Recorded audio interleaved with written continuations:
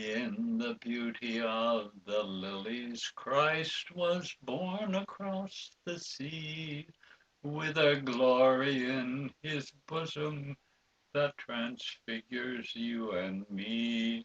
In our lifetimes, 1930 to the present, there's very little doubt in my mind who is the commanding spiritual, religious prophet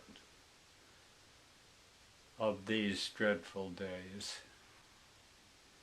It's clear to me that at least of those who we know of, there may be very many anonymous martyrs who should be mentioned in the same breath, but of those whom we know, it's clearly Archbishop Romero of El Salvador. There's a wonderful book by Maria Lopez Vigil, who is the editor of the magazine Envío, in the same way that what we know of Jesus of Nazareth grew out of the sayings, the memories of people that were passed on one to another. She went to El Salvador and she put together this, well, I think it's the most precious book I've ever held in my hands. It is available in English translation. In fact, you can now order it from Orbis Books. So no one has an excuse for not reading this incredible collection of oral histories. And she brings out a critical fact that one didn't stumble over in at least the first narratives of Romero's life and death, and that is that early in 1980, the year in which he was murdered, Romero got an extraordinary letter from a member of the National Guard. And Compañero Vigil somehow located the man who wrote that letter, and here's what he wrote. We were screwed. Totally screwed. They sent us to kill people in the countryside, people whose names we didn't even know, let alone what they had done. And they hadn't done anything. More likely, they were Christians like us, who were hungry, that's all. And we had to go spray them with bullets, burn their little shacks, and steal their pigs and chickens. Why? Because my captain ordered me to. My lieutenant ordered me to. My colonel ordered me to. And since there are rules even in hell, an order was an order, and it was always to kill. But our commanders weren't cruel just to the campesinos. They were also cruel to us. They beat us too. It really doesn't matter if you're dressed up like a soldier. If you're poor, you're poor. Maybe Monsignor Romero will speak up for us. He looks out for poor people. I said one day to a few of the rank and file who were disgruntled with the lives we had to live, do you think we can't lose anything by trying? Maybe we'll find a soft spot in his heart. I had gotten the idea from listening to his homilies, and that's why we wrote him that letter he ended up reading one Sunday. We risked our lives to send it, and he risked his by reading it. Ramon Moreno. And the comment in his homily of January 20, 1980, which is ballpark 2 months before his death, I have a very expressive letter here from a group of soldiers. It's very revealing. I'm going to read the part that may be of most interest to us. Quote, "We, a group of soldiers, ask you to make public our problems and the demands we are making to our senior officers, the heads of the military and the governing junta. If you can help us, we will be very grateful. What we want are better conditions for the troops of the armed forces of El Salvador. We want 1, better housing, 2, an end of the beatings and threats that we receive, 3, better clothing for the troops, 4, a higher salary.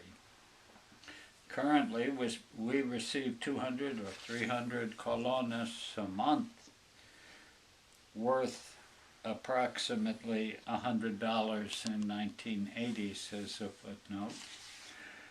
But when you count all of the things they deduct from our wages, we're left with nothing. 5, we don't want to be sent to repress the people." Applause. That is, the applause of those in the cathedral and perhaps in the square outside hearing the homily. "Dear soldiers, with this applause, the people are reaching out to you in your anguish, and I know nothing more than that to connect this letter that was written in January with his death. But it's inconceivable that there was not a connection. And the second interesting fact, which I find not so much in this book, but in a biography of Monsignor by a man named Philip Berryman, was that as he was so true of his pastoral letters, of his homilies, of his public statements, he didn't just improvise them, and he did not write them himself. No, he convened a group of advisors, and they sat together, and I'm sure they wouldn't have sent him to his death knowingly, but on the other hand, he definitely had a presentiment of death, and anything that he did in those days created that possibility. And on this occasion, he decided in his own mind to go back to that letter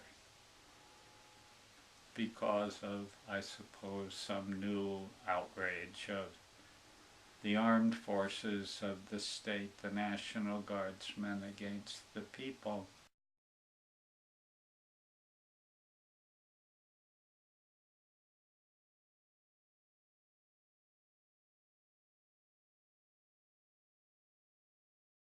Brother soldiers,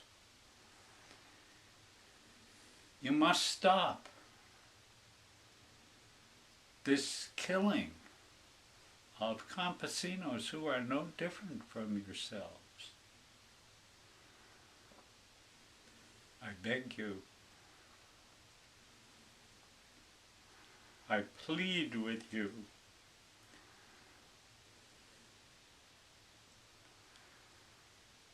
I order you in the name of God, stop the killing. And he went on to say that if one is given an order that is itself immoral, that is contrary to the teaching of the Lord, a soldier has a right to say no, to resist. And so they killed him the next day. Archbishop Romero urged the soldiers to follow their conscience and to disobey unjust orders. Years earlier, during the Vietnam War, Alice Lynd had worked as a draft counselor, helping young men to form their conscience with regard to the war and to follow their conscience, knowing the consequences. Many of the young men she counseled would say, well, I believe in protecting our country, but I don't believe in what we're doing in this war. That's a war of aggression. That's a crime against peace. We're being asked to in the carrying out of the war, to commit war crimes. Currently, Israeli members of the armed forces who say, yes, I want to protect Israel, but I'm not going to go into the West Bank, I'm not going to go into Gaza, I'm not going to go into Lebanon and do these things where we're using disproportionate force.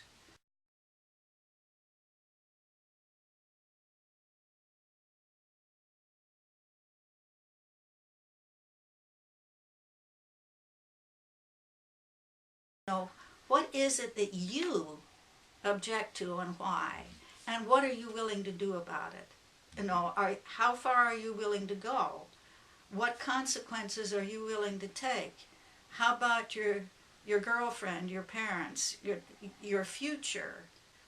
What can you do now at the age of 20 that you're going to respect yourself for at the age of 50? But I would ask them what they thought. I mean, they're going to have to live with the consequences of whatever they decide to do.